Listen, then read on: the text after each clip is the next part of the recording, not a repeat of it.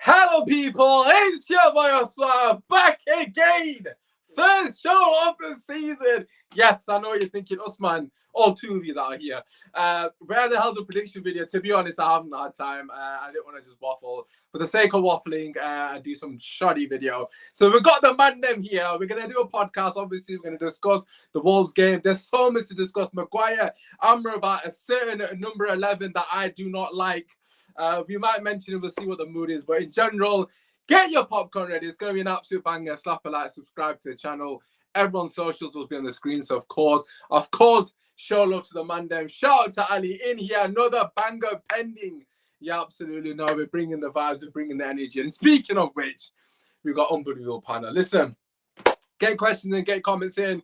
If you haven't already, I'm sure you follow me on Twitter. I've been crying. I'm not gonna lie, everyone's telling me I'm crying. So it is what it is. You know, I'm an emotional guy, I'm a passionate guy. I want to see my team do well. You know, when you predict 4-0 against Wolves, you kind of want to see a decent performance at least. But that being said, let's get the panel in, get your questions in. First things first, it's been a minute. The guys that are kidding is forgotten about me. I swear to God.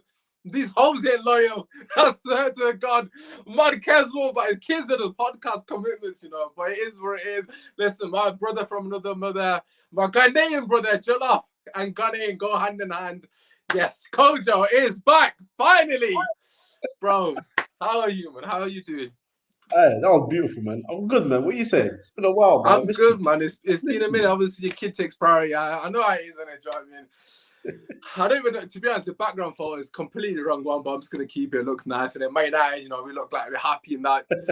There's a lot to discuss, Kojo. We're going to get your opinions on that. Your favourite player, Maguire, is staying as well, so I know you've got a lot to say on that. He's your guy, man. He's your guy. Honestly, you were saying you think about naming your child after him. I was like, yo, relax, man. Osman, I will leave the stream. I promise. Oh, it is what it is. But listen. The next panelist, he's been on many a time, one of my brothers. He's a bit famous. You might have seen him in a couple of adverts, modeling here and there, doing his thing. And if he's not doing that, he's a DJ as well. And he's fucking beautiful as well. Just throw that out there. Obviously, he's a modeler. What do you expect? The homie, Day One, and AJ is back in the building. Look at that beautiful smile. Go on, ladies. Big up my guys, man. Appreciate the energy, man. Big up us, man. It's been an absolute pleasure to reconnect again, man. Starting the new season, bro. So, yeah, big love, man. Shout out to Kojo as well. And obviously, you guys in the comments, man. Appreciate the intro, man. Big love, bro. Yes. Come on, bro. Come on. The homie, obviously, always good energy here. Look, I'm not going to lie. We're going to complain a lot, you in particular me. But at the same time, coming from a good place. Anyway, speaking of which, a good place indeed. Self-proclaimed the greatest North American content creator. And I would have to agree. I'm sorry, Tammy, and I'm sorry to all the other brothers. Pretend you didn't see this bit. But anyways, that being said, we met on numerous occasions on other platforms, but this is his debut. And he's not going to come in like Mason Mount. We're talking levels debut. Bruno Fernandes at his peak. The homie Staffy is in the building, my bro. How are you doing? Good, bro. Good. Listen, Temmie and them, I made it known already. You know, when you talk about North America, when you talk about the States, when you talk about the East Coast, when you talk about all that, it doesn't get bigger than Staffy out here. So Temmie can sit this one on the side. Jeez. You know, Michael can sit this one on the side. Uski, you can sit this one on the side. You know, Staffy's in the building, so that's what's up right now. Listen, thanks for having me, bro. Absolute pleasure, my brother. Thank you for coming through. As he said, East Coast represents. Obviously, shout out to all the Let me put my New York hat North on. American content creators in it. I don't want to get anyone killing me in it. I mean, Temmie's my boy as well, so it is what it is. Temmie, you'll have to come on. We can beef next. Oh, there we go. Man's representing. But listen, get your comments in, get your questions in. Like I said, we're gonna probably run here and there, but at the end of the day, we're coming from good place. And as always, it's just good to be back. Get your comments in, like I've said, and obviously show love to the boys. Listen, we're gonna get straight into it. A lot to discuss. Kojo, I'm gonna start with you. Straight in there. Manchester United starting off winning ways, 3 points, clean sheet, under the lights at Old Trafford. What are your thoughts, mate? It was shit. It was shit. We played crap. We played really, really crap. We couldn't pass the ball well. Certain individuals, no names just yet. I'll start delivering names soon. Weren't helping their team get the ball out of the back. Midfielders were were very much strangers. And certain striker, well, I don't know, he's not even a striker, he's a winger, but he plays striker, had 4 touches in 25 minutes. So we did great. Flipping hell. Stole it, man. Stole it against Wolverhampton Wanderers. I'm using the full name because I want people to really understand what I'm saying here. We stole a 1-0 victory at Old Trafford, the theatre of dreams, against Wolverhampton Wanderers. Bro, we're still undefeated, baby. Still undefeated, Kojo. Perk up, man. 3 points, bro. Yeah, we collected the points. It was nice, man, but I was a bit nervous. I'm not gonna lie. I'm not too happy with the performance, but W's a W in it, so we move. You know what I'm saying? Yes. Shout out to Jerry as well, obviously, referencing the WhatsApp group.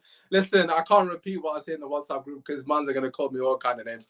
We're positive vibes on the stream, showing face and that. But listen, AG, obviously, there was a massive meltdown. I was involved with that. I'm not going to deny it. But let's talk about the positives. What are the AG? What are the positives from that 1-0 victory? You tell me, enlighten me, brother. What are the positives? Nah, I'll never lie to anybody. Count them on but one I will hand, find by the silver way. linings in things, man. And listen, Count them on I one think there's a couple of silver linings I'll give to you that you can agree with. You probably don't want to focus on them, but you can probably agree with it. Our record against Wolves, no matter what, has always been dead. The last 6-7 games we've had is 1-0, 2-0. Even they win 1-0.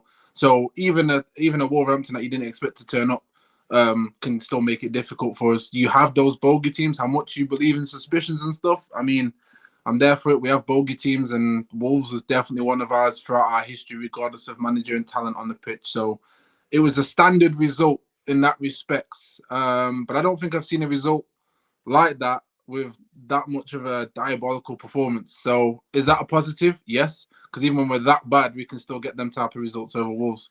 So there's the silver lining for me on the positive stance. And if you want to ask me about the negatives, I'm sure we'll get into that at some point anyway. But that's as far as it goes regarding positivity. And obviously Onana as well in goal. He answered some of my questions, which was necessary, and I hope he gets consistent with them. But yeah, man, move on to Staffy, man. That's as much positivity as I've got, bro. Listen, I'm just trying to start on a positive note. Nelson, where have you been, bro? I've been here, there, and everywhere, my guy. I do apologize. Like I said before, I've been in Scotland. I was in Italy before. So, yeah, just basically, I'm not even going to lie. No, Scotland, right? They got the shittest internet I've ever known. I went to Italy. I had better connection in Italy than I had in Scotland. And all the locals were like, oh, yeah, it's normal here. Bro, how do you, man, live like that? You're like in the ice ages. I've got like one bar, like walking the streets of Glasgow Central and that. Like one bar internet. Like what? I couldn't even download images on Instagram or whatever. So there's no chance. I actually took my trap. I'm thinking, yeah, I'll stream on the night. Yeah, that was a no-go. But now I'm back. Like I said, I come back with a bang. Look at the panel. Look at the beautiful faces, people. Obviously, like I said, the socials are on screen. I don't know why Coaches isn't, but obviously, I'm sure he'll shout himself out at some point. But yeah, make sure you follow the man down. Staffy, just debut. You got to start with the positive. Surely. What are your thoughts, my bro, from that fantastic win, man? Just unbelievable since. You're coming to me for positives. Did you forget who I was? I know you've been away for a while. I don't see positives, if I'm being very honest with you. I mean, Neji, he stated the obvious. The only positives probably to me is like the 3 points. We got the 3 points, but it's the matter of how we got the 3 points that I'm not okay with. So the only thing that was good is that we just didn't leave with a loss, which we should have. If you're being very honest, we should have lost. They had the chances. They just didn't finish them, So it's not really like I love how the way Neji made it sound is like, yes, it was a tough game and we saw it out no matter what. Like, no, they just didn't finish their chances. They had a horrible striker like Cunha who can run at defenders but can't finish for shit. If it was a half decent striker, we would have been done. So in terms of positives, the only positive is the result. We left with the 3 points. Everything else, I'm not happy about. The performance, I'm not happy about. The midfield, I'm not happy about. The attack, I'm not happy about. Maybe Onana is another positive to me, because even though people want to overshadow his performance with that one incident that could have been a penalty, they're acting like he didn't have a good game. I think he had a good game.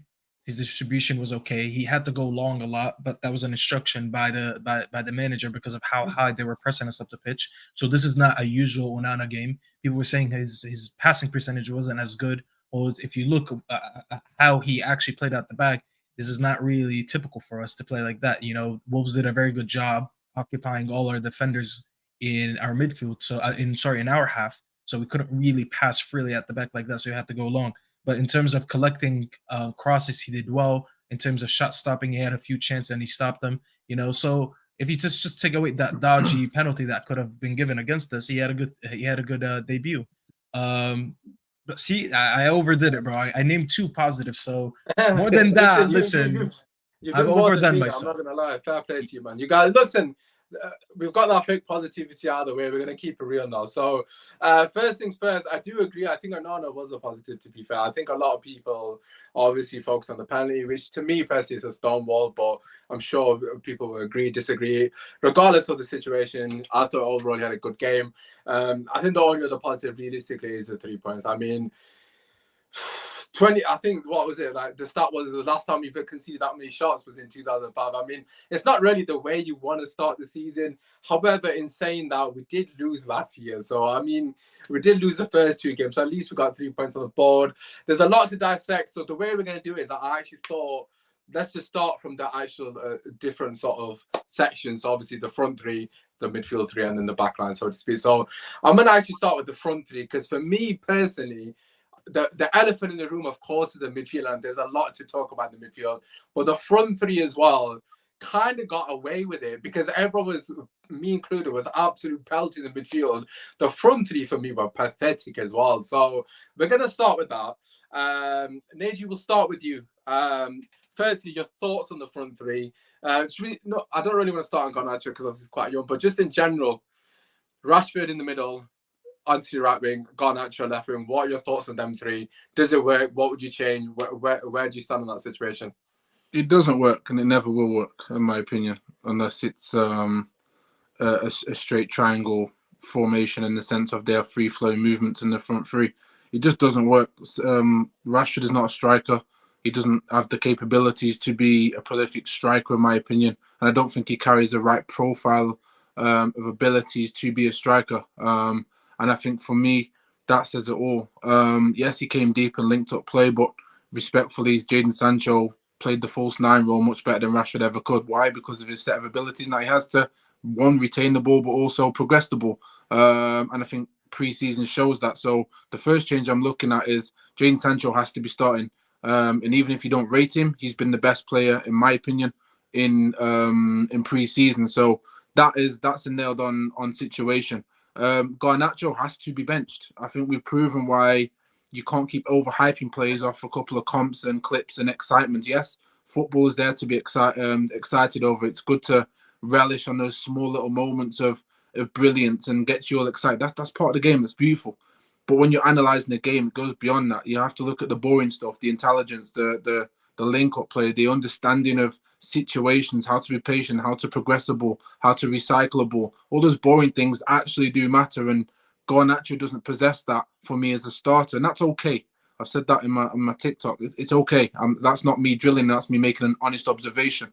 But that tells me he needs to be an impact player off the bench because as a starter at United, you've got to be able to have the IQ and the intelligence more often than not, to be specific, to be able to link up play. And I think he just made some wrong choices. And I think if he got given that number 7 shirt, I then feel like that would have added to his ego and he would have tried even harder at doing the wrong things. And I don't think that's what he needs right now. So it's a humbling game for him. Yes, it is one game and he could have many great starts, but I just think from an intelligent and mature perspective, he needs to be on the bench for me. Anthony, same old Anthony. And I don't mean that disrespectfully. I just think, again, he's limited in some areas, but he does some amazing things. And I can see why Ten Hag starts him. Because if you look off from him off the ball, the movements that he makes and creates and the space he gets into, it's boring people, but it's a part of football that is so vital and important, especially in an era of systems. And he ticks that box many of times, and he's going to frustrate a lot of people because of his talent. But really and truly, if you understand what the manager or have an idea of what the manager is trying to do, you'll understand why he gets selected more often than not. So that to me on the front three, man. Yeah, I mean, there's a lot to dissect there. Just want to quickly shout out Adam as well, my brother. Shout out to you. We definitely need to have a Rashford conversation. In case you're not aware, Adam actually can't stand Rashford. And of course, I'm a big fan of Rashford. But listen, I do agree with a lot of what you said there. Obviously, myself and Deji are very much guys dying on this Sancho Hill. I think, Staffy, you are as well, if I'm not mistaken. But somehow we ended up on a panel with 3 Sancho lovers. I didn't even know that was possible. Obviously, Kojo, you don't rate him. So I don't love him. I just have an appreciation for him. Where no, listen, I like you, Nick. That's why I like you, Nick, boy. It is what it is. But yeah, I mean, look, I'm gonna just start with the Rashford one, and obviously I'll throw that around because for me, I think it's quite well known on socials if you follow me on Twitter that I defend Rashford a lot, and the reason I defend him, right, is because he's brilliant at what he's good at, but the things he's not good at, he's absolutely shocking at them. And I used to be a teacher, right? And the one thing that I always used to say, if you always judge yourself on something you're not capable of doing, you'll always think you're a failure. So for an example that I always used to tell the kids was, if you judge a fish by its ability to climb a tree, that fish is always going to think it's a failure. But if you judge a fish on its ability to swim, that fish will always think it's a success. And that's basically Rashford in a nutshell. If you judge Rashford on the things that he's good at, you'll always see him in a good light, which is why half the fan base always rate him. And if you always judge him on the things he's not good at, you're always going to see him in a bad light. And I think Ten Hag, for me, is not doing him any favors. And I say this with almost respect to Ten Hag, but he's doing it with a few players. I'm sure we'll get into that. But Rashford in particular, he can't play strike. He hasn't been able to play that position so many times.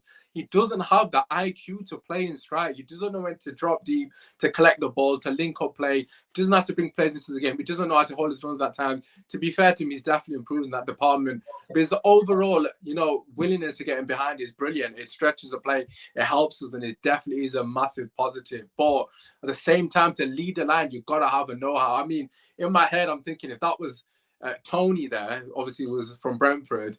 If Tony was leading the line, it would have been a completely different game because he knows how to play that role. He knows how to run the channels. He knows how to hold the play. And there was a moment where Rashford won the header. He went one-on-one against the defender. Bro, just fucking shoot, man. He's trying to do X, Y, and Z. And then eventually, I think he laid it off to Sancho on the left side of the pitch. Bro, just shoot with your left foot. You're overcomplicating things. A natural striker hits that. Again, I don't want to bring Ronaldo into it. I know he's gone, but Ronaldo's trying to score. Like, Rashford to me, he doesn't have that killing instinct that you need from a striker, and which has been our biggest issue is that we don't have someone with killing instinct. Although Rashford obviously was our biggest goal scorer. Regarding those two players, I let the other lads discuss them. But for me, just quickly on Garnacho, he's 18. I agree with Neji. It's not really a big deal. Put him on the bench, take him out the limelight. It is what it is. We've got other players in that position. It's about shuffling your pack. But listen, Staff, we're going to come to you. Front three, chat to me. What's the biggest issue in the front three at the moment? What do you reckon? Neji said a lot of things that were like he nailed the what's to say the nail on the head. Nail on the head. Yeah, I don't know. I'm looking at the City game. I'm sorry, so I lost all I had to say. But he nailed it on the head, basically. With the Sancho thing, the Rashford thing, the Garnacho thing, especially. I don't think this front line together works well. However, we do have personnel that could work together. You just gotta get a better mix. So Garnacho's game is very similar to Rashford to me. They both like to take on their defenders. They like the space. They like to attack the defender. Rashford obviously has a lot better output than Garnacho does. He strikes the ball a lot better. You can argue that he also has better pace. Garnacho's kind of a little bit better running up down that line. Down the flank. So, but both of them are not creative enough to be playing next to each other. When you look at ideally Liverpool of the last few years, they had Salah and Mane that were very greedy, but they had a Firmino with them, and Firmino was the guy that sacrificed his own game for them, and that's kind of what when Neji says he wants Sancho to play the next game, he could be that type of player. I'm not saying overall he's going to have the Firmino career, but as of right now, if you're able to put him in that false 9 position, you're going to be able to create more for your main goal scorer, which is Rashford, and you put him back on the left, and that's his favorite position. And then also you have Anthony on the other side. So I don't want to be too harsh on Garnacho. I personally don't rate him highly, as a lot of people do. I know people get excited when they see goals, when they see players running at defenders. Can I ask regarding that? Because I know you've been quite vocal on this and consistent.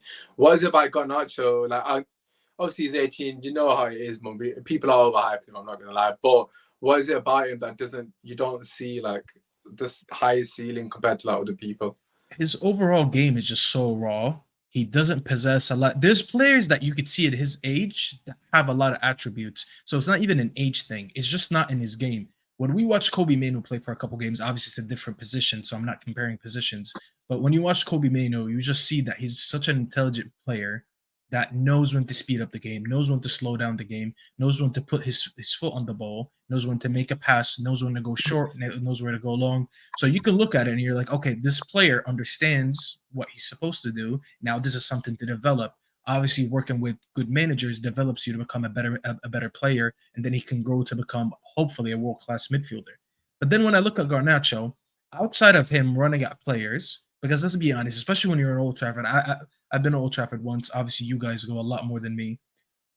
You know when a player takes on a defender, they beat him, the fans get excited, they get up their seats. They're like that electricity. I hear it through the TV. Like I hear them like they all get up and whatever, but that's not really sustainable anyways. I don't need a winger that's his only thought is always taking on his fullback. I need you sometimes to look and have better awareness around you. Okay, when do I make a pass? When do I cut in? When do I go and take on a midfield? I don't need you to try to take on your defender every time and then either get a shot or a cross. I need you to be a little bit more intelligent. And when you look at last game, we were rushing this game so much, okay? Yeah. We were playing at such a high tempo. I hated it. I hated it so much. The game just felt like we were playing in injury time for 90 minutes.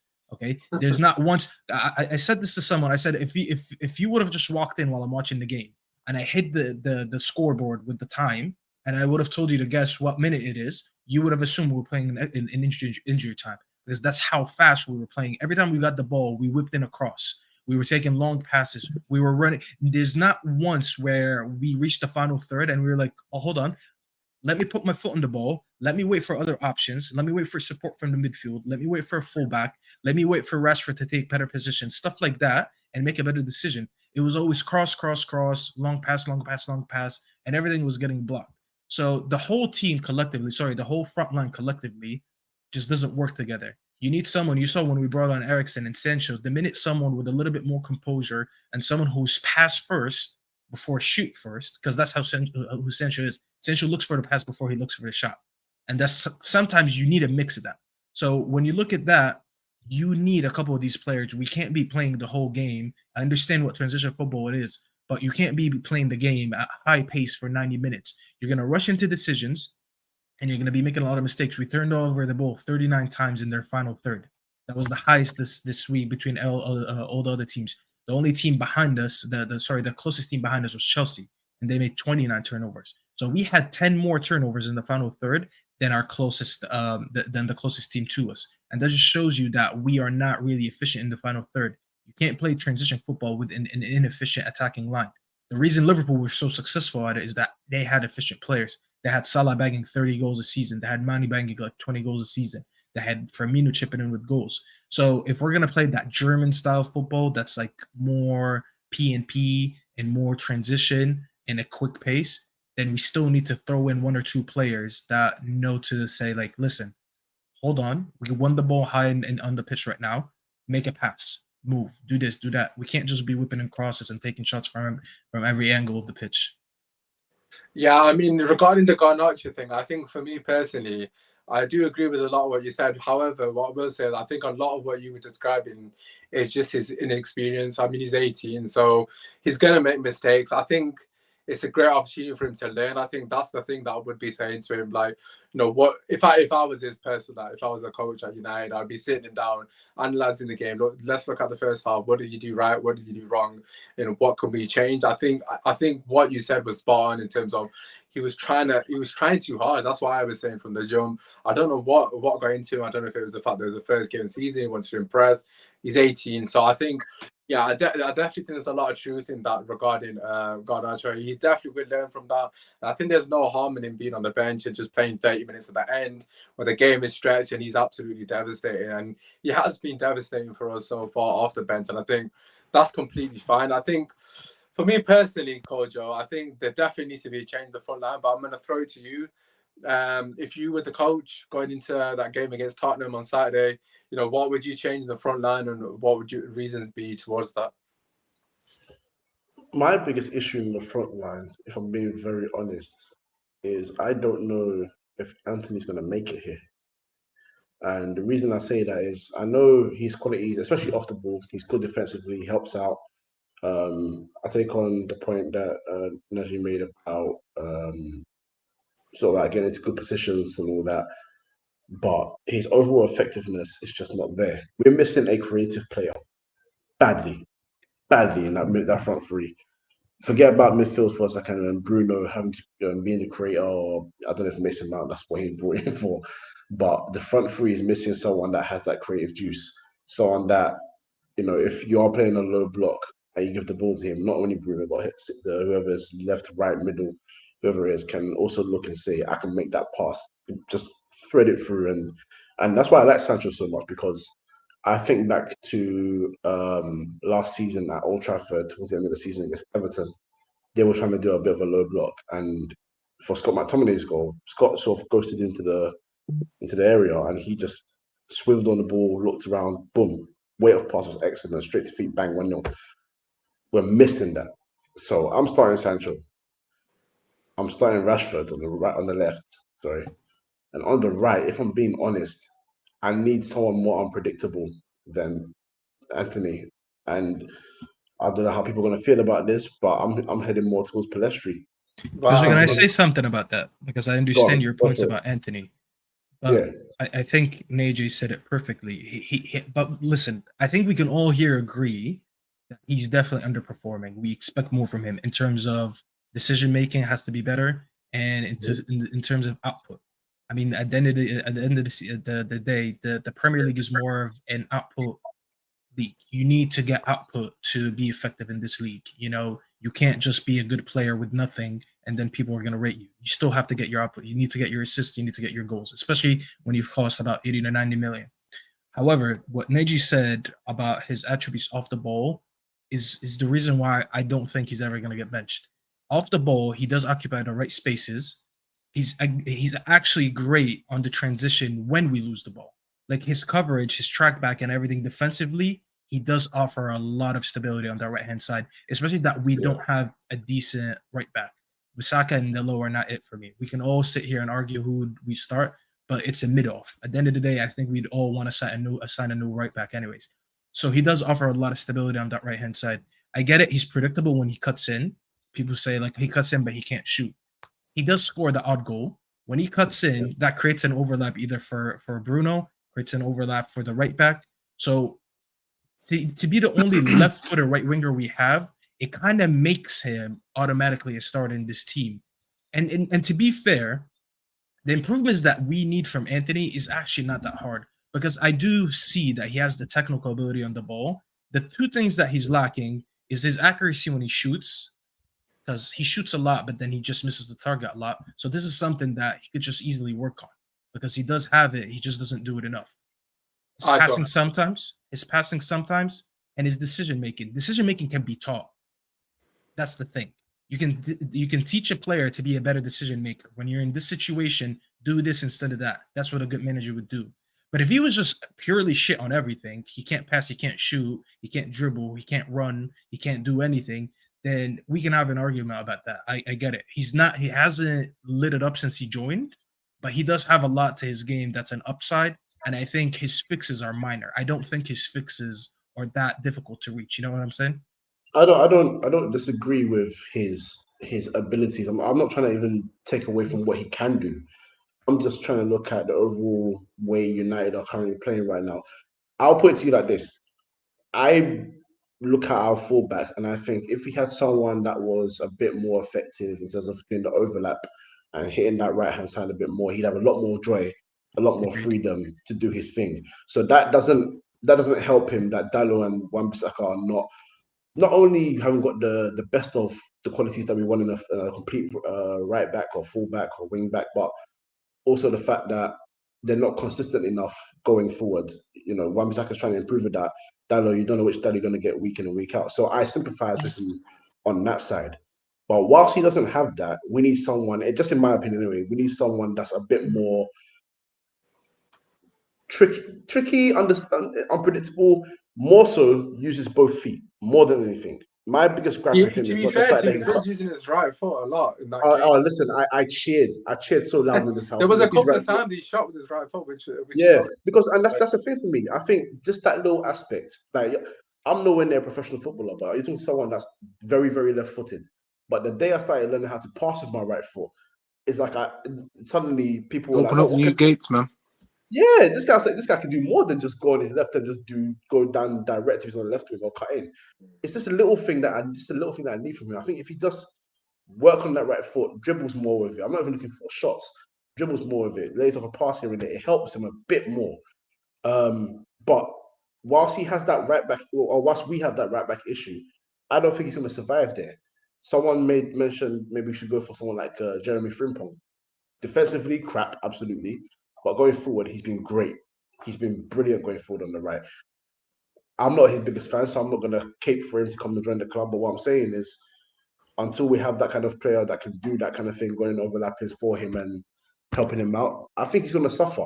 And when he suffers, the team suffers. So, me personally, for Tottenham, considering that they're playing a very inexperienced fullback, the Dutch dude, Chris Udoki, is that his name? Udoki, Or yeah, if it's I not him, think, there's an older Perisic,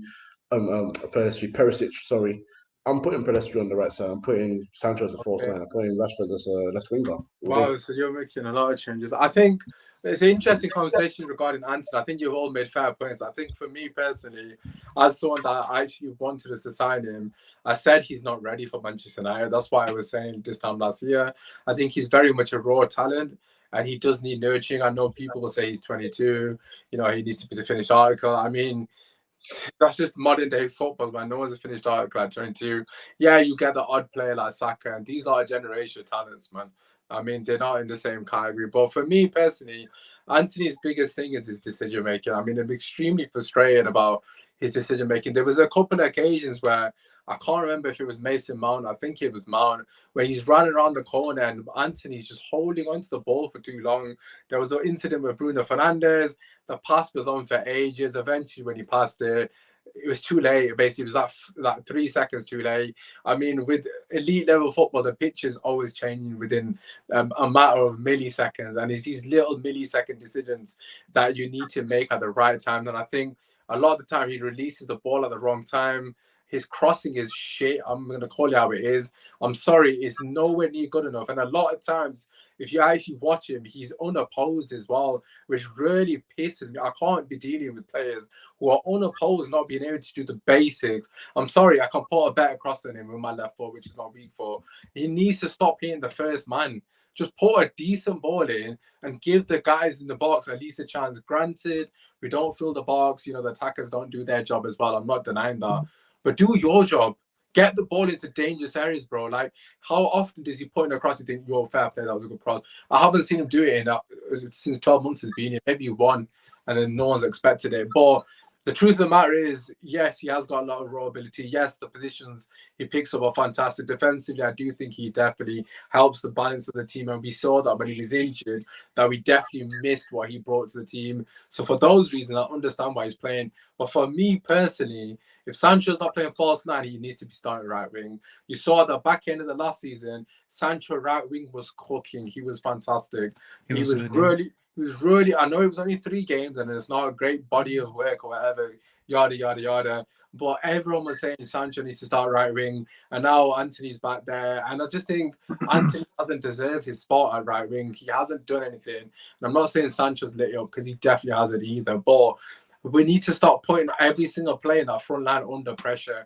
If you're not performing, you're not playing the next game. Because at the end of the day, the front three, we're going to get into the midfield now, is not good enough at the moment. Whatever reason, not ability-wise, cohesion, movement off the ball, pressing from the front was actually quite good, to be fair, in moments.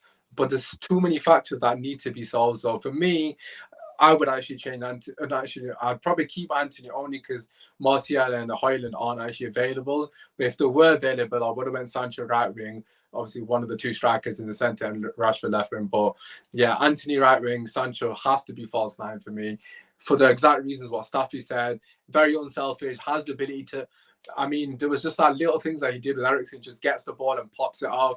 How many of our players just pop the ball off? They don't do it. It's the most basic pass.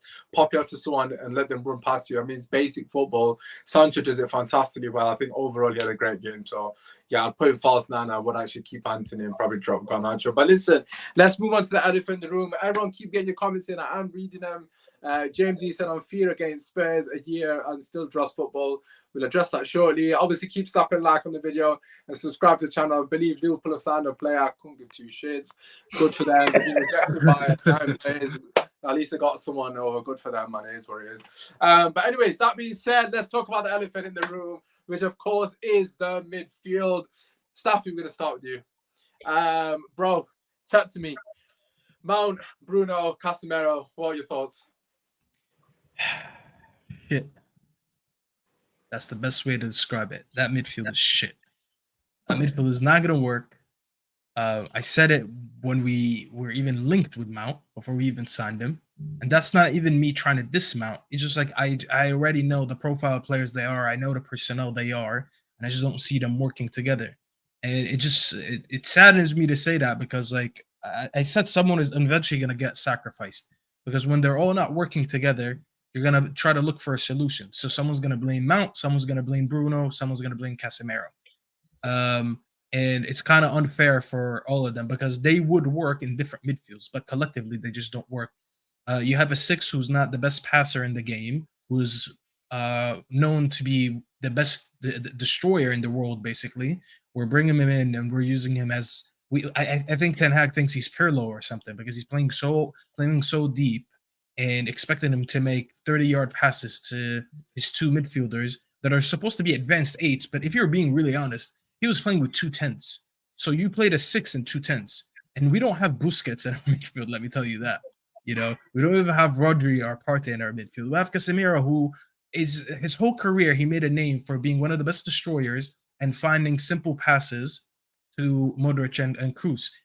Now, he does have the ability. I do believe he has the ability to go long when he wants. But passing range is not his best ability. So for us to be using him in that role, I think is unjust to him, you know, which is why I said on the terrace the other day, I was like, if this is how we're going to use him, then might as well just sell him to Saudi right now and make some money because it's not going to work. You know, if you want to use your DM like that, then get a DM who actually could make that role. And then people start saying like, oh, you're being too harsh on Casemiro. You're saying he's what? I'm not saying that. I'm just saying we're using him for the wrong thing. You said it perfect early, Usman. And I said this. I used the same analogy. If you judge a fish by its ability to climb a tree, then it's kind of unfair for the fish. Judge it by its ability to swim. And we're giving Casemiro a role that he's not able to do. You know, Mount is too far away from him. Bruno, even when Bruno drops, let's be really honest. I just had enough of talking about Bruno. I understand he comes up with the good assist here and there. He makes these passes that look nice or whatever, and he creates the most chances. But overall, his game is not sustainable. His best season, and this is gonna sound crazy, his best season came when he played with McFred. But McFred did all the dirty work for him, which is why I think that was the season that we finished second. When you look at it, he just doesn't thrive in midfields when you're relying on one DM because we lose the ball so much. He lost the ball 20 times last game. Now, granted, I understand your attacking midfielder is supposed to lose the ball a lot, but he just loses it in silly areas, making silly decisions, and it's ineffective. So it just frustrates me that we built this midfield. You know, like I can only point at Ten Hag and blame him because he chose to basically not play Eriksen anymore and brought in Mount to play him that advanced up the pitch. Now, last year, we were getting battered in certain games that I don't even want to name anymore because Eriksen was getting overrun in the midfield, okay? We said our issue is that Eriksen is just not physical. He's not good when we're getting attacked. He's not good defensively. So what does the manager do? He takes him out of that spot, leaves Casemiro on his own, he brings Mount and he puts him about 40 yards away from Casemiro. Now, even if Ericsson was just a body there when he was defending, even if he's bad, he was still there. Now we're letting Casemiro do all the defending on his own. So, and we saw it was very clear last game. He was getting attacked from every area on the pitch. He looked like that meme from whatever movie that was, because I love movies like that. The guy that pulled out his sword and he had a whole army running at him. That was Casemiro all game. You know what I'm talking? You know that meme I'm talking? The GIF. I know exactly what you're talking about. That was Casemiro all game. He looked frustrated. Lissandro looked frustrated. You know, so I think the personnel in the midfield is not the issue. Just them collectively shouldn't play together. You know, I think if you want to play with Casemiro, then you have to put someone closer to him. If you want to put Mount up front, then you need to have a more competent DM that can pass the ball. You know, so as I said, someone needs to be sacrificed, and it's probably not no one's fault. It's just the manager's fault that he's putting the wrong profiles together. Yeah, I mean, a lot of people in the chat are saying we need to buy a Carrick, essentially. Imagine we had Carrick in this team. Oh my God, I would say we're winning the league. Carrick would cook in that midfield. But listen, obviously a lot of the stuff that you said, I have already said that on this platform, so I'm not going to go into too much detail. I'm going to pass it straight to Neji. Neji, what are your thoughts on what Staffy said? And obviously myself and yours have had that disagreement on Bruno Fernandes and Mount. So, you know, where do you sit with them two in particular, with Casemiro? Do you think there's their balance, or would you change something there?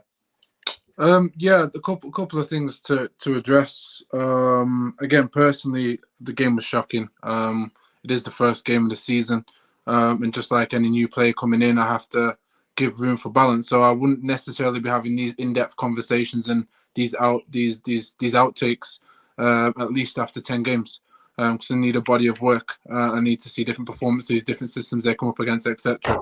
But I think that to highlight on Bruno. I think people get misconstrued with the perception of he can't do something as opposed to he chooses not to. There's a big difference for me. And the reason I say there's a big difference is when you say he can't do it, it means he doesn't have the ability. He has the ability to do it. He instinctively doesn't do it in certain areas. What are these things? Okay, I'm sorry. Can you name these things? Say again, sorry?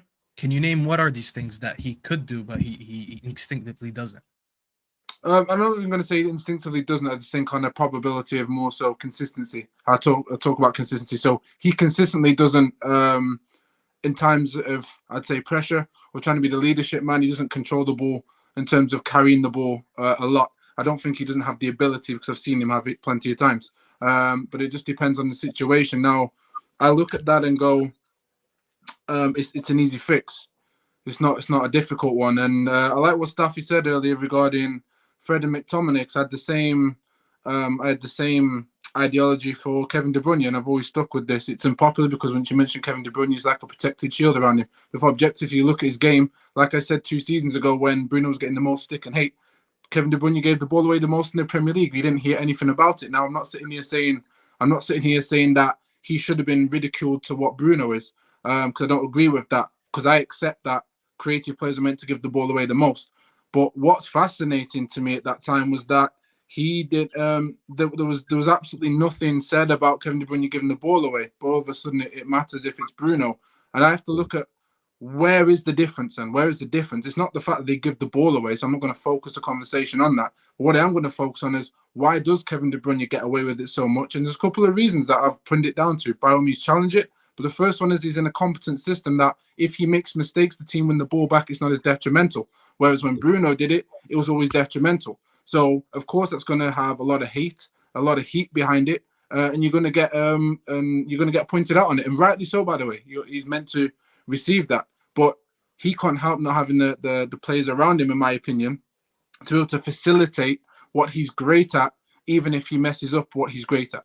And I think this is why I came with the argument that if KDB came to United at the time Bruno came, I don't think you see the same KDB. That's got nothing to do with his ability, nothing to do with his technical ability or his profile. It has everything to do with the system being able to at least give yourself a breather if your creator's messing up or whichever. That's important to me. So come the Eric Ten Hag season and era, like we saw in pre-season with Bruno, I looked at it and thought, well, when we won the ball back he had the ability to, again, instinctively pass the ball. He didn't have to carry the ball. He didn't have to dribble.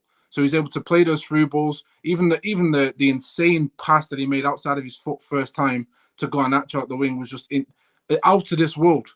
But he's instinctively. So once you accept what he is, you can then start to give him more fairer, how can I put it? A more fairer playing field in terms of when you're judging him, rather than expecting something from him he's not naturally. Doesn't mean he can't do it, because again, he has. But in order to get the best out of a player, you need a system. And so I'm going to move on to Mason Mount. When Mason Mount plays, I do believe Bruno and Mason Mount can play together. However, Staffy mentioned Casemiro, and he's the focus for me, not on the person, not because I don't rate his talent, not because I don't rate him personally. It's based on his profile. Staffy was exactly right to talk about profiles. What you don't understand is last season, Casemiro was picking up the same positions as he was. He was deep in the 8 role many times last season. The centre-backs then bring it through, normally Martinez. The difference is we didn't want Casemiro originally. The profile was a ball-carrying midfielder.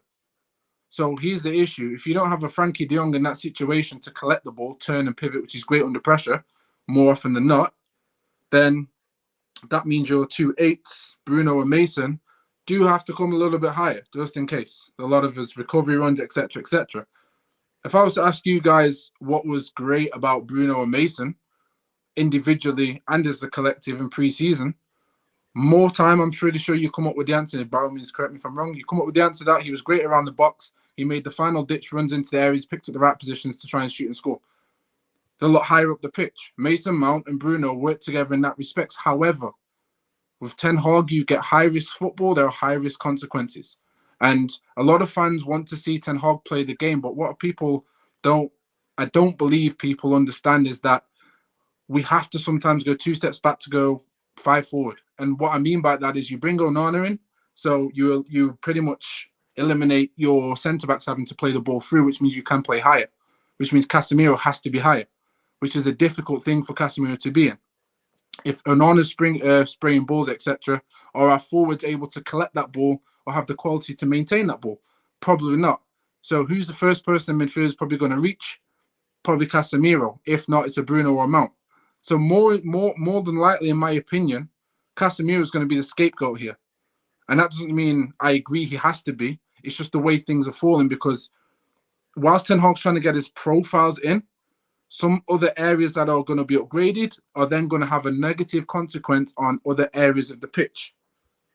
And it's not a case of we start here last season, we build from here. Sometimes we've got to go, okay, well, I'm going to have to rejig something here and go on a different angle here and go that way. And that's where I feel we are. And this is why I've got to give it time personally. For me, Mason Mount, Bruno can work together. For me, Bruno does have the ability to carry a ball and be more patient. However, do I believe they will in this system? Not when it's fully flowing, and I don't think they need to, because I think once you get the 2 6s, and I believe we need 2 6s, if you get an Onana, Gravenberch, a profile of those who are able to hold the ball off, who are great under pressure, I think it's a win-win. And then you don't have the expectations, like what I was saying about Kevin De Bruyne. There's no expectations on Kevin De Bruyne to track back because he can't. There's no expectation on him to tackle because he really can't. He intercepts, yes, but he doesn't have to do none of that. And if he does, it's very rare. But there's no expectation, whereas that is an expectation of Bruno and Mount at this moment in time. The last thing I will finish on, guys, from a profile perspective, it's no joke, and I said about Kobe Mainoo last season. If you look at Kobe Mainoo in pre-season, right, how many times was he hounded by 2 or 3 men, held them off, and then offloaded the ball to Mason Mount or offloaded it to Bruno? And Bruno hit it first time. He didn't have to carry the ball because the space was open, the gaps were there, he played the ball over. Kobe Mainoo is a profile that we are sadly missing right now in that midfield. Forget his age. I called it last season in midfield when we didn't have a midfield. His intelligence, his competence under pressure is like he's been playing for 30 years. You can't teach that. And he's only going to get better. So I don't believe that, a Bruno and a Mount can't work together, because we've seen it with Mainoo in there as well. I believe Casemiro can work with one of them. At the moment, I'm agreeing with Staffy. One of them has to be sacrificed in order for this to work. But I don't believe it's an issue based on the talent or the quality of the players. I believe it's a profile mismatch. And for me, as things are progressing, things are getting worse at the same time. So to me, I'm just giving patience, and I'm not here to slander Bruno or Casemiro or even Mason Mount. I appreciate the perspective of, I don't know what Mount is, I don't know what he does, but as a bit of a football nerd, the way I appreciate the game, I'm not panicking like most. That's just where I'm at right now. Right, okay. First things first, right? I just think, for me, obviously, you said a lot of stuff about the different profiles, and I agree with some of what you said. I think the Casemiro one, and I've tweeted it.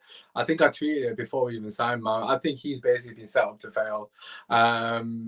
Look, I just think it's a massive, massive mistake from Ten Hag to buy Mason Mount in this current situation. I mean, I just don't think he's the right profile player we needed. I mean, Casemiro is one of our only world-class players in the team. The guy is coming to the end of his tether. That understand you don't want to build your team around him, so I get that. And that's essentially what Ten Hag has done. He's not building his team around a Casemiro. But the point is, he's basically going to fail this season, and people are going to turn on him, and we're going to probably sell him come this time next year because he's not capable. He does not have the tools to do the role that he's been asked of. And no, that's not a gripe on Casemiro. I think he's world class, and I stand by that opinion. However, I've said consistently, I'm sure most of you probably agree, we needed a first phase midfielder. Caicedo would have been perfect for us. Kobe Mainu again would have been brilliant for us. And that example that you mentioned, you're absolutely spot on, Kobe. And why is that? Because he's press resistant. Is Casemiro press resistant? Absolutely not. Has he ever been press resistant? No, he hasn't.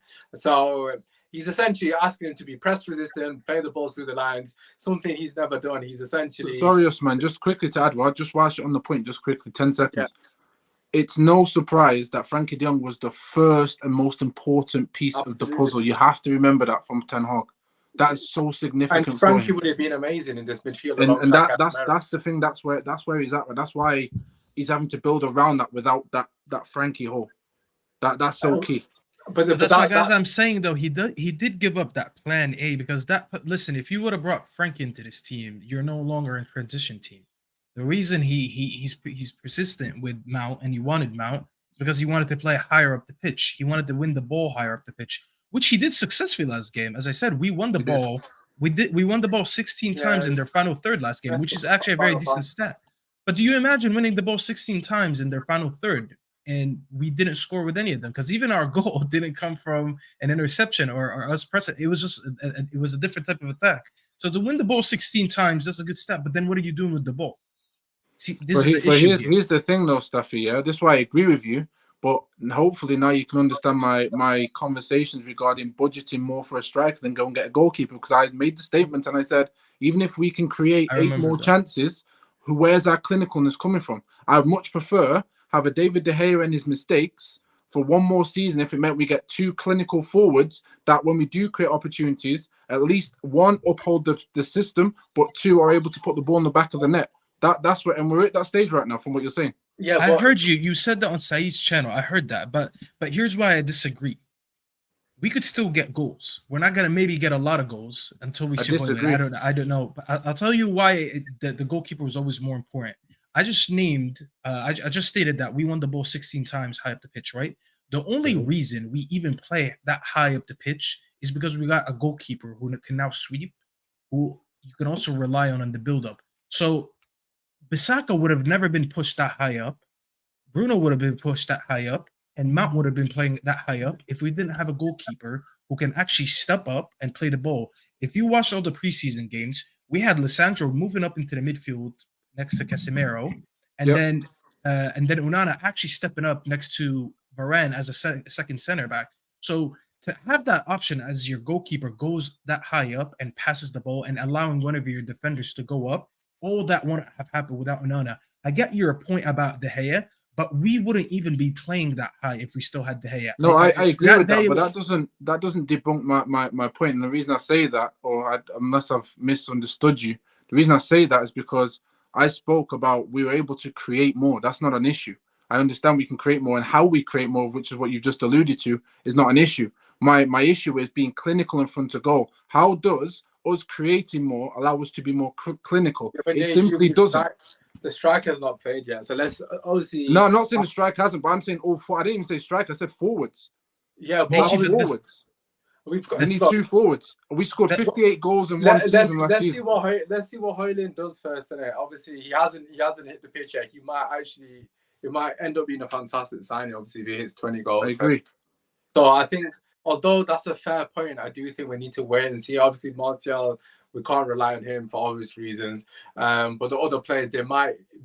For me personally, like, let's just use Kane or Firmino even as an example. Firmino and Kane, both brilliant players, are bringing others into the game. Obviously, they're obviously exceptional what they do as well, but Kane more so in both fronts. But let's actually have a striker that can hold the play, bring people into the game, and hopefully, I'm really hoping it helps Anthony, helps Rashford, obviously to get on the end of more chances. Obviously, gravity is a big thing in basketball, and I personally think it's a big thing in football as well. Obviously, the ability to have a target man to drag players away, obviously gives space for Rashford, Anthony. That might give them more opportunity to get. Even if Onana's actually finding a target man with his balls, and pause. We'll move on with his passing. That's a wild pause. Shit, that was mad. Let me know if you want me to leave the stream right now. Well, it's mad. Yeah. Oh my goodness gracious. Yeah. Anyway, let's move on quickly. Even if the keeper manages to find his passes to the striker, even if that was the case, right? Then again, that helps us, because if he's holding up the ball, then it's a success being able to do that. But right now we can't do that, and this is the point I'm making. Right, it was more important for me personally that we go and get strikers over a goalkeeper. Now, don't get me wrong. Hypothetically, if we were Manchester City, you replace the keeper and you go buy 2 strikers. The reality is we were not in that situation. So I'm basing it around budgeting, not basing it around ability or talent or mistakes or how we emotionally feel about players. I'm basing it around budgeting and the facts of last season. We had one of the best defensive records again across Europe, even with those mistakes. And when we conceded goals, it was like 4 goals, 7 goals, whichever, which are freak results. So overall, objectively speaking, using the facts that we cannot deny, even with them mistakes, it was still more important that we highlight that our forwards, bar Rashford, missing chances and not scoring enough goals, led to more disaster than us having De Gea as a goalkeeper. And this is why I'm saying, for one more season, if your goalkeeper, with the mistakes, can still have a solid defense, but you add to the attacking line, where, for example, I'm going to play. I'll play the worst outcast there, just for the De Gea haters on a deep one, yeah. Because again, I agree. We need to get rid of him. But let's say De Gea makes a mistake. At least I know that when we've got clinicalness at front, it's 1-0 to them. But then we're scoring 3 goals. We're scoring 2 goals here. We're getting the win. Then you can go, okay, now the goalkeeper. Then we can maintain what we've done. So that was just my ideology. Don't get me wrong. Doesn't mean I want De Gea. I wanted him gone, and I'm glad he has. Yeah. I'm just looking at it from a budgeting perspective, and based on what Staffy's saying and yourself, we're now in the same situation where up top we're dry, and now we're relying on Højlund to be our main striker when really he should be our second striker. AJ, yeah. you're not wrong. Sorry, just let me go one last time on this. I get what you're saying, and objectively, everything that you said is not wrong. Everything that you stated was true. We did have the best defense in the league, technically. Sorry, not the best defense, but we had the most clean sheets. All that, everything that you said was fine. We created, I think, the second or third most chances. Didn't finish our dinner. I get all that, but I think you're missing the bigger picture. The goalkeeper comes in, you start implementing your style of play. You play your style of play this season. You see how it goes, and then next season you add a striker. If you would have went for the striker before the goalkeeper, it means you're going into a second year without playing the style of football that you came into this club to do. Our first season, whether people want to accept it or not, because I am an advocate of Ten Hag, so I never dissed him, but we didn't play any style of football last season that was Ten Hag style. We had the second. With that massively. There's many evidence that showed us. We had glimpses on the pitch where we were passing better. I get that. But the overall idea of how Ten Hag wants to play starts from the back. And we couldn't do that. He knew he couldn't do that with De Gea. So he resorted to being a little bit more pragmatic, which I appreciate, because he still got us 3rd place and he still won us a trophy. Okay? But you can't go into your second year still not being able to play your style of play because you want to score more goals. It's basically. I'm sorry. I have to disagree. But you have but you got to understand, it's either you go for the image, build the team that you want, and then add the striker who's going to be the cherry on the top. But then I would shithouse another season. If that's your trail of thought, I would only ask you, why are you so upset at Mason Mount? Because if that's part of his system and the way you don't rate Mount, then that logic has to be equal. I get what you're saying, and that's where I'm standing. We can't have, and this is what I'm trying to say. Are you basically justifying a system for the reason not having De Gea. Because if you are, that's fine, but then you need to do that for Mason Mount. We can't have it one way just because we don't rate the play. And this is what I'm saying. Objectively and subjectively, we can get it cross-wired. So if we're looking at the managers and what he wants, then if you're going to rate the getting rid of a goalkeeper for a system to play system, you also have to then give at least Mason Mount some time to then do that, even if we need to go backwards. 100%. But if you remember what I said, I personally didn't want Mount because I didn't think it was going to work.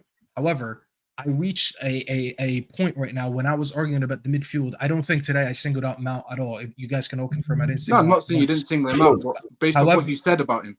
Yeah, from previous conversations, I didn't want him. But however, if you're trying to say if we're going to support the idea that he needs to change the goalkeeper, then we have to also support his decision to get Mason Mount. That's 100% what I'm doing.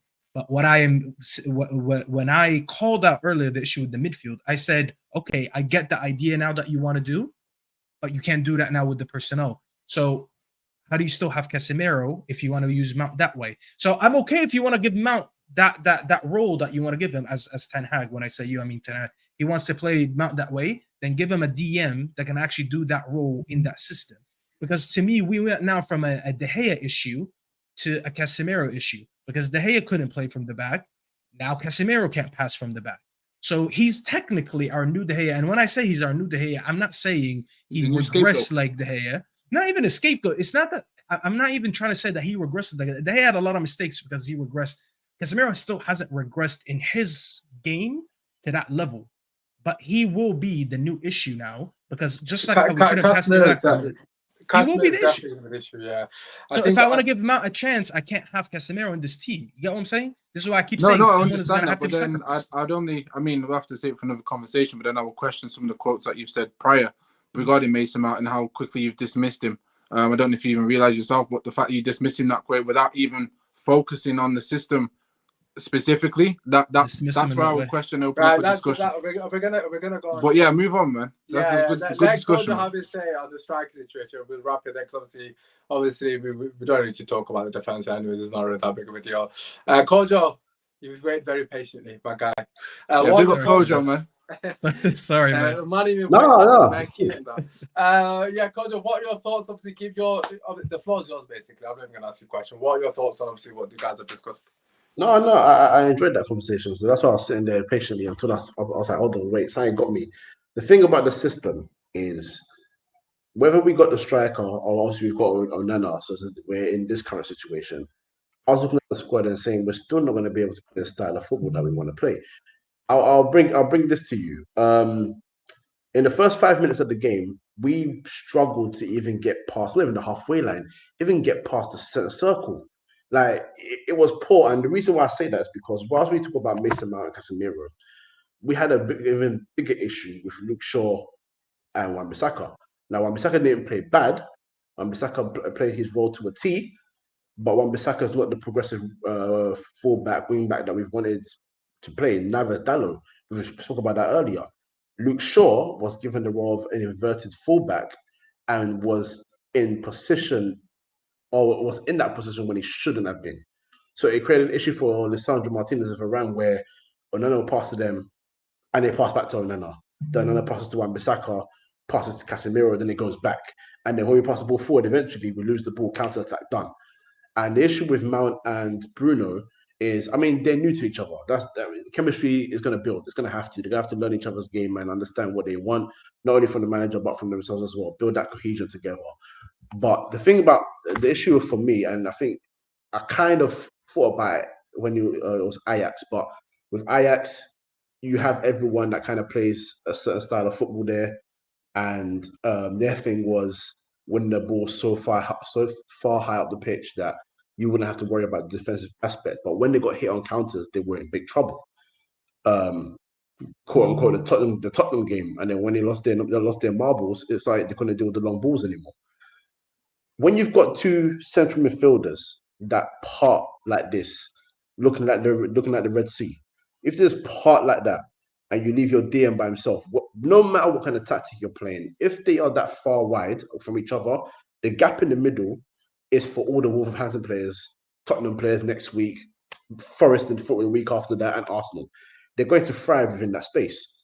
So this is where Ten Hag now has to address the issue where Usman knows me. I always say 3 years. 3 years before you've got your team. That's my rule.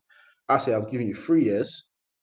Even address it sort of area by area, and then you've got your team. Because what you're gonna have and what you're gonna have to do, unfortunately, and this is where it's not the kind of manager that I'd want, but it's kind of thing that someone like even Allardyce is good at. He'll go and see a squad and say, "This is what they can do. This is what they can't do. So we're gonna do what they can do, and we're gonna try and maximize as much as we can from that alone. Get what we want, but then when I'm trying to build my team, I know what I'm trying to get the team to play into, and then if this guy can't do it, unfortunately, he's just gonna have to fall out. It's what's gonna have to happen. Same thing happened at City when Pep went there. He signed 2 wing backs and then replaced them like that. He signed a goalkeeper, replaced him like that. It's just part and parcel of what he has to do. This squad, whether we like it or not, whilst we're talking about De Gea, Onana, Mount, Casemiro, Bruno, we're still going to be talking about the wing backs. We were talking about the front 3 earlier. We've got problems. You know what's mad though, Kojo, as well? Like you mentioned Man City, like we should be having the ability to be able to drop players. I remember when they bought Nathan Ake and we didn't see him sniff a couple of minutes. He was like he wasn't there.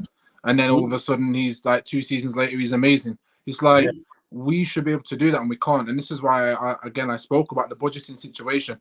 Whenever Ten Hag makes a signing now, it has to be so bang on because he can't afford to go, you know what, Mount next season you're gone. You know what, and on the next season he can't afford to do that. Pep can. And that's not from an envious point of view. That's just where we should be as a club. And I think we can all agree here that this all extends back from our owners and how we've been run. We've got to this stage now where we're so critical and so desperate that we've got smaller margins to lose out on, and it's getting to squeaky bum time now for us, man. Yeah, we need patience. We need patience. I think just obviously just to conclude with everything what everyone said, I think for me the midfield is the biggest issue. I mean, I think most United fans would agree. I do agree with a lot of what has been said, but obviously you spoke about, high risk, Neji, high reward essentially, and I do agree that we won the ball very far up the pitch. Obviously the stats back that up, and I mean if it wasn't for better decision making, probably would have scored from the opportunities, but in the Premier League, there's no way on God's given earth you can be that easy to play against. I mean, I can't overlook the fact that we're playing against a Wolves team that have lost their 2 best midfielders in Ruben Neves and Jair Matinho. I mean, right at the start I agree, bro. No, you're right, man. Right at the start of this podcast, you said they are a bogey team, and I completely agree with you. However, they have been a bogey team because of Ruben Neves and Jair Matinho. Every time them two cocos. I don't know why. The one either scores a banger, the other one is man of the match. I mean, without a shadow of a doubt, them two are extremely influential in the 1-1s, the 1-0 to them, 1-0 to us, whatever it may be. They battered us. We've just dropped them time and time again. One of my work colleagues is actually a Bulls fan, so obviously we always talk about the games. And the guy is actually sick to death at United because they always batter us and we always get the points. But for me, I think it's absolutely inexcusable that any of their midfielders on a half spin, one half spin, I'm not even talking man's taken on 2-3 months, one turn of a Casemiro, and he's running out of back line. Not 1 time, not 2 times, 7, 8, 9, 10 I agree. times. And we're playing against a Wolves team that essentially is toothless. Let's keep it real. Yes, it's the first game of the season. Yes, a lot of our players are probably not up to pace in terms of fitness, and that that's a whole different conversation regarding preseason shambles. But the point and the facts are, Ten Hag got it wrong. He needs to sort that midfield out. Yeah, to be fair, I haven't criticised Mason Mount, although similar to Staffy, I've been extremely vocal on not wanting him, but I've not criticised him because truth of the matter, it was Ten Hag's fault. It wasn't Mason Mount's fault. The guy was a deer in the headlights. He was completely lost. He did not know what his role was. He didn't know what position to pick up, and it seemed like that was the case with Bruno. I actually defended him, Usman, after the game. I said a lot of people were like, "What did he do all game?" I was like, Mason Mount didn't do anything that I wouldn't expect from Mason Mount. I was like, he played the tactical role that he's been given from the manager. He had 30 touches in the game. When you have 30 touches in the game, it means 1 or 2 things. You're either just not running, which obviously is not true. We saw him on the pitch running and occupying positions, or people just can't find you. If your midfield can't find you, it just shows me that structurally we're not set up right, because there's no way your midfielder should have 30 touches in 68 minutes of play. That's just an absurd. No, you're getting one touch like every 2 minutes. That's so bad. That's a horrible stat. So I'm not even going at him yet. I'll go at Mason Mount when I see he has a good chance, and then I don't know, he gets the wrong weight of a pass. He makes a bad decision on a shot, stuff like that. These are the things that I'll start judging him on. But when he's being told what the manager's telling him, which is to run, occupy certain spaces, and he's not getting the ball, I have to blame whoever's supplying him, not him. Yeah, I mean, he was definitely following the instruction. And this moves on to Bruno Fernandes. I mean, it's the worst kept secret that I criticized Bruno to the hills. I mean, for me, the reason I criticized Bruno is for two reasons. Firstly, I know he's capable. And secondly, he frustrates me because he's the captain. He's the main man. He's the main midfielder. He needs to take responsibility. And this is what makes you world class in my eyes, right? And I'm going to use Modric, who's probably the greatest at doing it. In the eye of the storm, the players that are world class stand up and be counted. I mean, I watch a lot of sports documentaries. You know, I'm a bit of a geek when it comes to sports documentaries. I watch a lot, like even American sports. I watch them all. And the one thing that if you listen to these elite players, they say in those moments, time slows down. Does time slow down when you're watching Bruno Fernandes? And that for me, all I want him to do, right, is say, you know what? This is what the manager's asked me to do, but it's not working. Let me just put my foot on the ball and I'm going to kill this flipping game. I'm going to kill the momentum. I'm going to kill the shift. And he didn't do it. He allowed the game to continue in the manner. And the reason I pick on him is because I know he's a senior midfielder and I know he's capable. I've seen him do it. I've seen him do at Sporting. I've seen him do at Portugal. And I've seen him do it in a Man United shirt. Kill the momentum of the game. We were getting battered. There was overloads. We were getting killed on the transition. I just wanted him to, for 5 minutes, just take the sting out of the game and just pass it backwards. Just keep the ball. Essentially what Eriksen did. Eriksen came on and just killed the momentum of the game and actually allowed us to control the game for a period of time. And that was down to the fact that he just kept it simple. He wasn't trying to, transition the ball. He wasn't trying to do X, Y, and Z. And I think that's why I get frustrated with Bruno, because I know he's capable of doing it. We've seen him in the Man United shirt. When he does that, I actually think he's unbelievable as a player. But for me, he just needs to use that in-game management more as a player whose experience has been there, done that on the international stage, in a Man United shirt, Sporting, etc., etc. Just use his in-game management, because sometimes the best players, they adapt to the situation. I mean, you see him, Modric, time and time again, he's done it. He's throughout his entire game. It's not fair to compare him to Modric, because we argue he took one of the greatest midfielders of our generation, if not the greatest. But that's what I need from Bruno in those moments. I mean, we're getting battered by Wolves. Just keep the ball, bro. Don't even do the transition shit.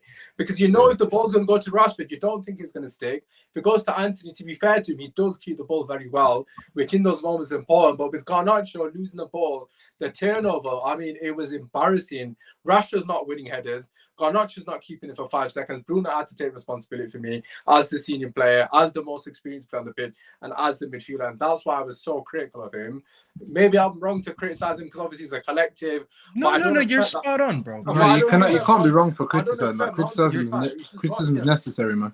You're spot on with what you said, and he is the captain, so he should be a little bit more criticized than a 19-year-old. Take the sting out of the game. Just take the sting out of the game. I think the struggle I'm having here, objectively, just observing what you said throughout the stream, is that in one breath it's follow the manager's plan, and another time, and another one it's like be your own manager. And I think there's got to be I just don't think there's any consistency within those statements, because again, I agree with you. If there was a freedom, and this is why he did well under Ollie, in my opinion. If you have the freedom to make certain choices, then you have that. But then the whole season, the whole fan base, or majority, I can't say whole, not going to be extreme. Majority of the fan base was like, I don't see a style of play. I don't see a system. And that comes from the manager, and that requires for the manager to take the lead. And if you want someone to take initiative on their own, then you're risking them either one, taking a gamble and going, okay, it worked out, cool, but he's still going to get the wrath of the manager. Or it's going to be a case of takes the gamble, it doesn't work, then he's going to get more and more heat from the manager because people saying the system's not there, he's doing random stuff, he should be playing this, and this. So there has to be, I'm always after balance and consistency. It can't be one or the other. And I'm not saying that because from an opinion standpoint, it's just because in order for me to understand where we are being specific with, I can't flip and flop. Right, I need to go. Okay, I need to understand if you're system manager first or freedom and take your initiative. I'll land one point. R9 under Ancelotti, AC Milan came off the great story, beautiful story, right? Ancelotti brings him off the bench. He gives instructions. He says, "Oh, you need to run." R9 responds and says, "Do you want me to run or score goals?" Now, do you think that R9 could say that to Pep Guardiola? No. Do you think he could say it to Ten Hag? No. Why? Because that individualism has been taken out of the game so much. So now it's a case of you either want robotic, systematic football, therefore you put everything onto the manager and say, Bruno's doing this, but I've got to look at the manager because the manager's making him do X, Y, Z, and he's following his plans. Or it's a case of, I want a bit of both. And if you want a bit of both, that's fine. But then we can't be so specific and say, well, he doesn't make this run, he don't pass that, he don't retain the ball, because it's freedom. There's no system. There's no system that doesn't tell you retain the ball. There's no system that says to make the right pass. That's a bit alien. You're being a bit too specific there. Go ahead. You know what I mean, though. Let me I'll let Usman go. Yeah. Right. So basically, what you're trying to say is, obviously, under Ali, we use Ali as an example. Under Ali, everyone was saying freestyle football, and I'm sure we'd all agree with that. So basically, what you're trying to say is, obviously Bruno's getting criticised for doing freestyle football, and now I'm essentially saying I want him to do that in a moment where the game is going against us. What I'm trying to say is, and I'm going to be very specific here, I am not saying I want this Bruno Fernandes to do this week in, week out. I'm saying in moments when the tide is against us and the momentum is against us, we know how football works, man. It takes one switch and the momentum shifts your way. I'm not saying do it against Nottingham Forest. I'm not saying do it against Arsenal, Spurs. We might be in the game. We might be the team on top. I'm saying when our backs against the ball, as it was, every single attack, they were killing us. Sometimes you got to think, shit, I need to do something to fix this, because if we continue in the path that we're going, it's going to lead to failure, essentially. And I agree with that, Osman. No, but I'm not saying that is Bruno freestyling it. And I know. But Rio Ferdinand said this as well. If you actually look at some of his interviews, he used to say, "Oh, sometimes I used to tell my fullback, listen, just sit with me because I'm getting cooked, essentially. Just sit here, or my DM to sit in front of me." I know he used to say whatever as well, or just sit in front of me for 5 minutes, 10 minutes, just to weather the storm. Yeah, but Osman, that's what I was wanting. You know what's fun? What's mad? Yeah, sorry to cut you, but it's necessary. I knew when Ten Hag came in, our fan base was going to struggle to adapt to him. People don't understand the ruthlessness of this man. He don't care. They don't understand the risks he's prepared to take. He don't do things safely. He's not stupid with it. He's not insane with it. But he is very, very, very particular. And if you look at the goal that we scored, imagine you take 5 minutes out of the game, yeah, where you chill and cool. You lose your momentum of what you're trying to do. You then panic when you're still under more pressure. And there's no consistency within your style of play. Bruno then made the ball over the top for Bissaka. No one mentioned about that. But he made the ball over the top. If he'd have, again, it's hypothetical, so I can't specifically say yes, this is it. But if he'd have taken a moment out of the game where the momentum takes away when you get the ball and you're meant to be making certain patterns and things happen, if he comes off his duty, is he going to have the opportunity to make that pass? No. Maybe he does, yes or no. But the point I'm making is consistency for Ten Hag is the most important. And if you're not sticking to that, it's mad. This is why I'm saying it's okay to want that from Bruno, but understand that who's allowing him to do what he's doing. It's got to be on the manager. And however, if you wanna see these things from a player, but you understand he's in a system under a coach and a manager that's so ruthless and specific, then you're not going to see these things. Therefore, you set yourself up for failure. However, if you want to see the opposite, then you go, this manager's too much. I wish he gave Bruno a little bit more time so I can see him do this, but I can't hold it on Bruno. And this is why I'm just trying to figure out where the focus is on the blame on this. If you want system football, it has to be on the manager every single time. A lot of the blame is on Ten Hag for me personally at the moment. But it's funny that you mentioned that Bruno obviously assisted, and obviously it was brilliant, of course. But why did that happen? The reason that happened was because of Eriksen. That didn't happen when Mount was on the pitch. The reason Bruno was even in that position was because Eriksen essentially took the sting out of the game and took control of the game by himself alongside Sancho. Them two players changed the momentum of the game because both of them kept the ball. I mean, that's something we were too fixated on playing at this high transition. Obviously, we mentioned Garnacho and Staffy was spot on. Garnacho was doing things that he shouldn't really be doing, forcing play, trying to take his man on, and sometimes just cut in, recycle the ball, do X, Y, and Z. Bruno, alongside the other players, all of them guilty, and a lot of it is down to Ten Hag's instructions. I think we'd agree on that. But the point I'm making is sometimes you got to think, know what, this shit isn't working. I'm not saying go against the manager, but use your common sense as a player that's experienced, been there, done that, got the t-shirt. This isn't working. What can we do? This just 5-minute period. Ericsson came on and did it to an absolute. Ericsson replaced Mason Mount, right? Yes, Ericsson came on. So and he ultimately took over the role of what Mount should have been doing. Yeah, I mean, Mount and again, they're two different profiles. So none of this actually is on Bruno then. I mean, for me personally, but Usman's point is that we added another midfielder that can put his foot on the ball. You know what I'm saying? Because Bruno's not. I agree with that. But I'm saying it's then not on Bruno. It's on your midfielders who are there to be able to control the game. Yeah, but I mean, he is one of the midfielders. I get what you're saying, but that's what he's saying. Bruno's very simple. What do you mean? So we're speaking about Bruno specifically. I want to see Bruno do X, Y, Z, and then he made a great point saying it was Ericsson that came on because he allowed us. So therefore, the focus shouldn't be on Bruno. It should be on Mason Mount because Ericsson replaced Mount. Things changed up. Bruno was able to do what he wanted to do, which we spoke about earlier. Meaning, if you've got player profiles around you, you can focus. Bruno can focus on doing what he needs to do rather than fulfill other areas. That's my point. I think for me, that's a great point. But what I was saying is Bruno needs to be doing that Ericsson role essentially because Ericsson's not on the pitch. I was going to say Mount is not capable of doing that role. I'm sure most of us would agree he's never done it. That's not his style of play. I mean, I don't see Mount as a player that's going to get his foot on the ball, dictate the play, the tempo essentially. Bruno is more than capable of doing that. I've seen him do it in a Portuguese shirt. I'm doing it in a sporting shirt. And me and Staffy on a few months back said Bruno should be playing in the 8 on one of Saeed's podcasts. I mean, for me, Bruno is more than capable of just pulling the strings and controlling the game. And that's why I'm so hard on him because I've seen him do it and he's actually unbelievable when he does it. So that's why he frustrates me because I know he's capable. And I'm not saying he can't do what he's doing at the moment, but just do both. Like, but that brings me back to the main issue is the decision making in this team. Most of these players are capable, they just don't have the decision making. If Bruno can be disciplined, I was just going to say, if he could be a little bit more disciplined with his decision making and his awareness of the situations that he's in, he needs to understand now there's an extra body in front of him on the pitch that he needs to supply the ball to, which is now Mason Mount. Last year, it wasn't that. He had Ericsson behind him. So his role kind of changed this year. So when you're giving up the ball 20 times, I just have to go back and look, why did you give up the ball 20 times?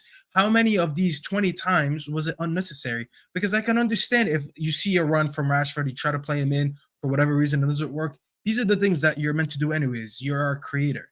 But the simplest of decisions, when it comes to like a short pass or just recycling the ball instead of going long, I just need to count how many times of these 20, I'm not actually going to count them, but my point is like how many of these 20 times were unforced error, where you're not supposed to make that decision and you just took the bad decision and done that.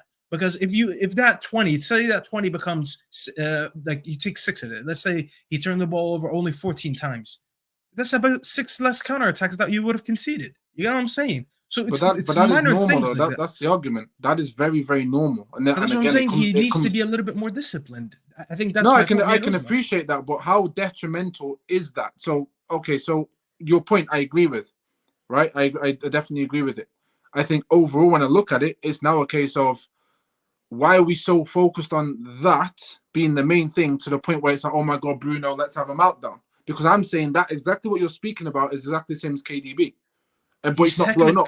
So my final thought is, and my opinion is, I don't get the extremism. I'm not saying you're extreme, by the way, but the extremism referring to the over-analysis of something that is one so simple, but also one so normal. There are other areas we need to be speaking of with this energy, because it's not Bruno, like Usman's just said. And again, some things require common sense over deep analysis. Just like Usman's just said, Ericsson came on, has nothing to do with Bruno, but it aided Bruno to be able to maintain doing what he was doing. The same way Kevin De Bruyne gets the opportunity to focus on his area. Yes, Bruno has capabilities to do everything else. I'm sure KDB does too. But if you're trying to get a system and you cater it for your main creative player, your creative player should simply just be creating. And everyone else can facilitate that, especially in the midfield three. That's fair, but with the Mason Mount signing, it's kind of put Bruno in a position where I agree he's with having that. to take one for the team, essentially. Yeah, I agree. Yeah, you're right. Which brings us back to what we said, Usman, that unfortunately this midfield Listen, Casemiro. I want to give it a chance. It's just that it's not gonna work, unfortunately. I really wish I'm wrong, and I hope people clip the shit at me and say, Usman, you don't know shit about Mount. I want to get clipped up because it means Mount's proved me wrong. I'll happily hold that L because obviously it means we're doing well. But listen, we're going to wrap it there. We've actually gone over. I believe Man City won the Super Cup for anyone that cares. I didn't even know they were playing, to be honest, until I see the text. It's 1-1 still. Oh, is it? I got told they won on penalties. Who knows? I might be wrong. I don't know. Anyways, that being said, they're relevant. Anyways, as you can tell, I generally. Oh, they did win on penalties. Yeah. Listen, it's been a great stream. Hopefully, you guys have enjoyed. Obviously, thank you for everyone in the comments. Obviously, slap a like and subscribe to the channel. We'll be back tomorrow night, 9 o'clock. Myself and Kish, of course, as you guys will know, is a Tottenham fan. 1v1. We're going to be chatting about the game. Oh, someone says City on Pens. Shout out to Slater as well, by the way. My brother, hopefully you're doing well. God bless you. Sorry we didn't answer your questions, but obviously I felt like we would have went on another tangent, which we didn't have time for. But listen, that being said, absolutely fantastic stream. Back tomorrow at 9 o'clock. Neji, start with you, my brother. Let the people know where they can find you. First and foremost, thank you to Osman to having me back, man. It's been an Pleasure. absolute pleasure. And I hope you guys in the comments enjoyed the interaction on a healthy level, man. It's always nice to have healthy debates on football and done with respect and class. So yeah, big up to Osman, man. Shout out to Staffy, of course, as well. And obviously big Kojo as well, man. It's always nice to talk football. But anything you need from me, guys, like right says right there at Sunshine47. Anything to do with modeling or DJing, I've just dropped a new mix as well on Mixcloud. Go check that out. And it's a garage mix, I think. Yeah, garage mix at Sunshine47. And anything football-wise, definitely Twitter, same handles. And I've just literally opened up my TikTok account where I'll be doing match reactions and, of course, giving away free football shirts as well. So make sure you go check that out at Sunshine47. But I need about 1,000. Apparently, I've only just got into TikTok. I know I'm late. But I think you need about 1,000 people before you can go live. So that's the aim, man. So if you guys want to come through, support, then by all means, go do that, man. But thank you once again for you guys, man. God bless you, man. Bro. Absolute pleasure. As you said, make sure you follow him everything. Obviously, with his TikTok as well. Get the guy to 1,000, man. Flipping out. One of the most hardworking brothers and genuine guys, man, since day dot, man. Make sure you support him. Staffy, absolutely phenomenal debut. As I said, we're looking for prime Bruno Fernandes, and you did not disappoint. Let the people know where they can find you, my bro. You can find me on Staffy TV right here. And if you didn't see it throughout the show, it's right at the top of my head right here. So if you didn't see it for an hour and 26 minutes, then I don't know what you guys are looking at. But listen, big up, man. Thanks for having me. Big up, Neji, also. You know, it's, as you said, it's always nice to have a healthy debate, you know, always. Whether we agree or disagree. But this is the point of us being here, to discuss our ideas and, you know, bring it to you guys. And, you know, it would be boring if we all agreed at the end of the day on the same thing anyways. So big up to the Mandem. Thank you for having me, bro. Pleasure. You see how I said Mandem there, you know? Brought in the terminology. Come on now. Yeah, listen, it wasn't healthy. I can't stand it, you know. Listen, obviously, like I said, make sure you show love to the guys. Obviously, we'll be back tomorrow at 9 o'clock. Kojo's socials are 3 in midfield. I'll probably put that in the description because no one's going to remember that. But listen, I'll put it in the description. Obviously, show Kojo love. I think his little one just started crying, say, obviously, daddy. Oh, bless him, man. Someone's listen, I swear this is best not be related to Glazers because I can't stand them. I hate it when man's laughing. Obviously, regarding myself, Usman Talk United on Twitter, TikTok, yada yada yada. Back tomorrow at 9 o'clock myself with a very confident Spurs fan. Hopefully, we can show him up on the side there. Apart from that, it's been